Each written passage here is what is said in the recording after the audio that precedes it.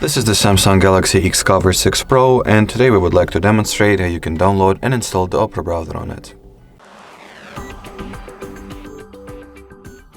So the first step that you need to take is to, connect your phone to the Wi-Fi, then launch the Play Store. After that, at the search bar, enter Opera. Then click on this green install button and wait for the Opera browser to get downloaded and installed respectively.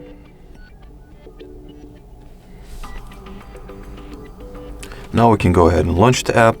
While opening Opera for the first time, it is required that you undergo a very simple setup procedure. So in here, click on the blue continue button, then choose whether you would like to enable notifications for Opera, whether you would like to set Opera as your default browser app. And finally, on this page, you can you can either customize the permissions and access that you're going to grant to Opera, or simply allow everything that it needs and start using the app already. So that will be it for this video, guys. Thank you so much for watching, and bye-bye.